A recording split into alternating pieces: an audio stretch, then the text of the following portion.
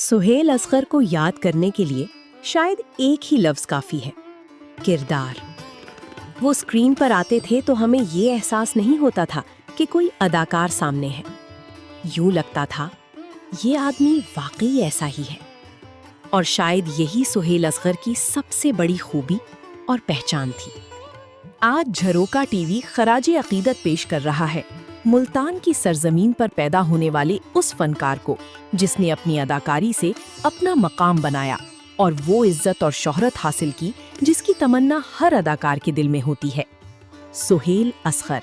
आप देख रहे हैं झरोका टीवी, जहां हम करते हैं पुरानी यादों का सफर। कुंडी लगा रखी थी। नहीं जी, वो तो बस ऐसे ही जी। आप चल बैठे, तशरीफ रखें। मैं बैठने नहीं, तुमसे कुछ पूछने आया हूँ मौला बख्श। हम आपके नौकर हैं सरकार, आपने क्यों तकलीफ की? मुझे तो लब किया होता। मैं 1954 मुल्तान। यहीं सुहेल असगर ने आंख खोली। मुल्तान सिर्फ एक शहर नहीं, अपने अंदर एक पूरी तहजीबी दुनिया रखता है। सराय की वसेब की मिट्टी, लोगों की सादा गुफ्तगू और एक ऐसी सकाफत जहां किस्सा सुनाने और बात को अपने अंदाज में अदा करने की रिवायत बहुत पुरानी है।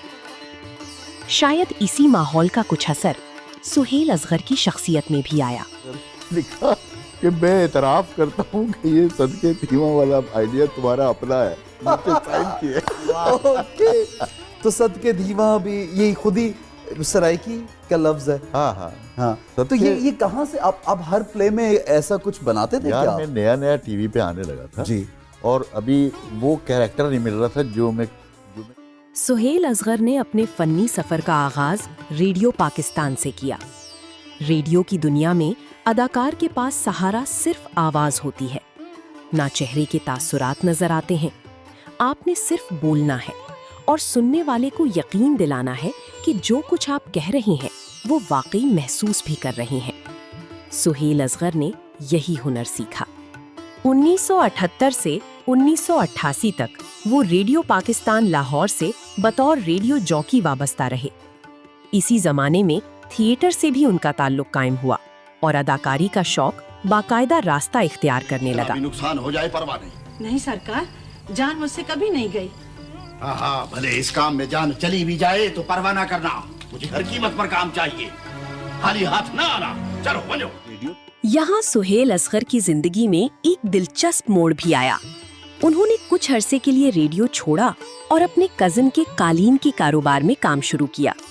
लेकिन कारोबार ज्यादा अरसा न चल सका, या यूं कहें कारोबार चल भी जाता तो शायद सुहेल असगर न चल पाते, क्योंकि दिल तो कहीं और था। 1 साल के बाद वो दोबारा लाहौर और रेडियो की तरफ लौट आए। रेडियो पर काम करते हुए उनकी आवाज ने पीटीवी लाहौर के डायरेक्टर नुसरत ठाकुर की तवज्जो हासिल की। ये कोई ऐसी प्लानिंग नहीं थी कि अब टेलीविजन में जाना है, फलां ड्रामे से आगाज करना है और फिर शोहरत हासिल करनी है। बस एक फनकार अपनी जगह काम कर रहा था। में भी कुछ ऐसे कौवे थे जो मोर के पंख लगाकर घूमा करते थे। नुसरत ठाकुर ने उन्हें पीटीवी के ड्रामे रात में मौका दिया। किरदार बहुत बड़ा नहीं था, लेकिन सुहेल असगर के लिए असल चीज किरदार का साइज नहीं थी। असल चीज ये थी कि कैमरा के सामने वो क्या करते हैं, और उन्होंने वही किया जो बाद में उनकी शनाख्त बन गया। सब कोई मुझे नहीं पहचानता तो मुझे दुख नहीं होता,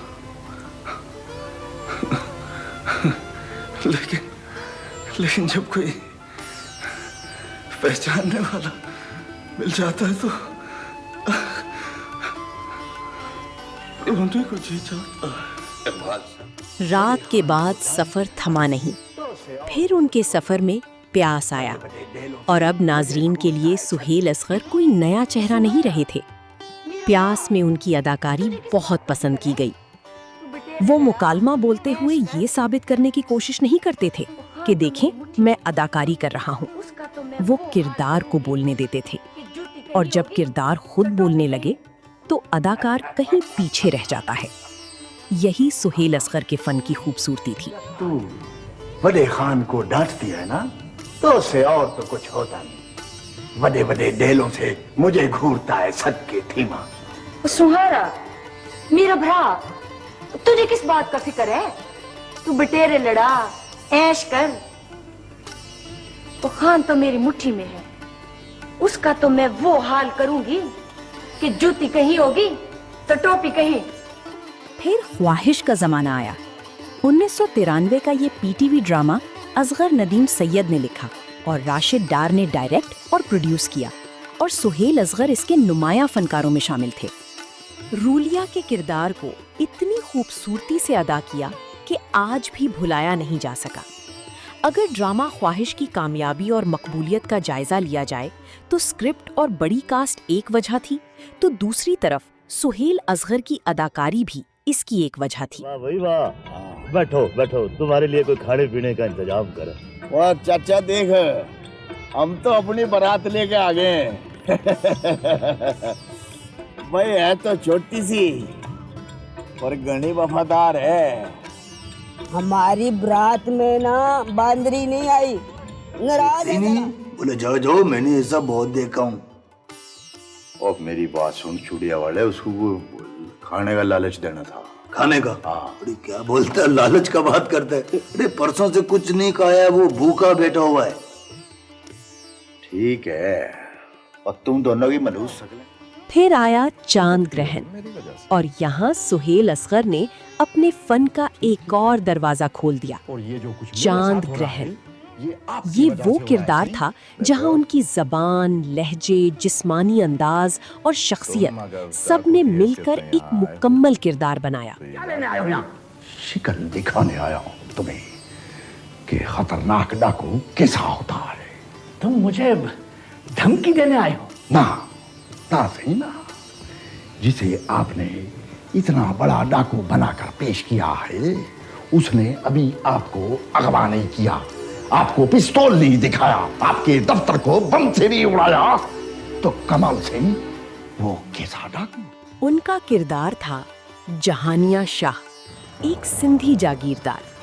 और दिलचस्प बात ये थी कि सुहेल असगर खुद मुल्तान से ताल्लुक रखते थे, लेकिन उन्होंने इस किरदार में सिंधी माहौल और लहजे को इस तरह अपनाया कि देखने वाले को ये महसूस ही नहीं हुआ कि ये किरदार एक ऐसे अदाकार ने किया है जिसका अपना पस मंजर मुख्तलिफ है।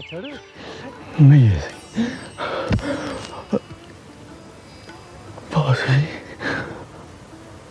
मेरे सजवार के सर पे हाथ रख देना सही। वही मेरा वारिस। ऐसी बुलंदी, ऐसी पस्ती, मलिकाए आलम और कतबा जैसे ड्रामों में उनकी अदाकारी लोग आज भी याद करते हैं। लाग में भी उनकी अदाकारी कमाल की थी। तुम्हारे सिवा और कोई ऐसा नहीं जो मेरी आरज़ू की तकमील कर सके। कैसे पता चला मुझे ये रंग पसंद है? हम तो इतना जानते हैं कि ये रंग आप पर बहुत सजता है। नए चैनल्स आए, नए अंदाज आए, लेकिन सुहेल असगर ने काम नहीं छोड़ा। उन्होंने फिल्म में भी कदम रखा। 2003 की मुराद उनकी पहली फिल्म थी, जिसमें उन्होंने एक मुश्किल और मुख्तलिफ किरदार अदा किया और अपनी परफॉर्मेंस पर आउटस्टैंडिंग परफॉर्मेंस का एजाज हासिल किया। तू ना उसके बाप से शादी कर ले। अरे बाप तो है ही नहीं उसका, कोई भी नहीं है उसका, बस दादी दादी है। बड़े कंजूस लोग थे, कम बख्त। नचा नचा के हड्डियां तोड़ दी बोबो, और पैसे कितने कम दिए। अरे बोबो, मेरा एक काम क्या है बोल? शादी करा दे इसकी। बच्चा पैदा करेगी, बच्चा बच्चा करती है। अरे छोड़ इसकी बकवास। 13 नवंबर 2021 को सुहेल असगर दुनिया से रुखसत हो गए।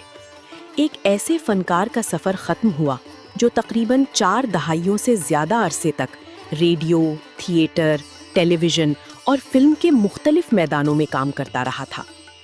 सुहेल असगर को देखते हुए आज दिल में एक सवाल आता है, आखिर ये अदाकार इतना कुदरती कैसे लगता था? शायद जवाब बहुत सादा है। वो किरदार को दिखाने की कोशिश नहीं करते थे, वो किरदार को समझते थे और फिर उसे अपने अंदाज में अदा करते थे। इसीलिए उनकी आवाज याद रह गई, उनके लहजे याद रह गए और उनके किरदार भी। ड्रामा सोसाइटी का रिफ्लेक्शन होता है और सोसाइटी मुख्तलिफ तबकात से, कम्युनिटीज से मिलकर बनती है। बहुत सी कम्युनिटीज हैं हमारे माशरे में, पूरी दुनिया के माशरे में। एक कम्युनिटी है हीजड़ों की, लेकिन बहुत ही अफसोस से कहना पड़ता है कि आज तक अगर आप भी पीटीवी के उन फनकारों को याद करना चाहते हैं जिन्होंने हमारे देखने, सुनने और कहानियां महसूस करने का अंदाज बदल दिया, तो झरोका टीवी को सब्सक्राइब कीजिए। वीडियो पसंद आए तो लाइक कीजिए और कमेंट में जरूर बताइए सुहेल असगर का वो कौन सा किरदार है जिसे आप आज भी नहीं भूले। मिलते हैं एक और सुनहरी सितारे के साथ। तब तक अपनी पुरानी यादों को संभाल कर रखिए। अल्लाह हाफिज।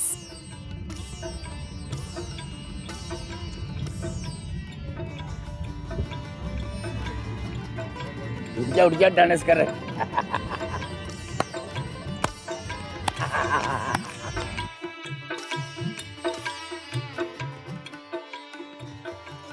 ये है झरोका टीवी, जहां यादें जिंदा रहती हैं।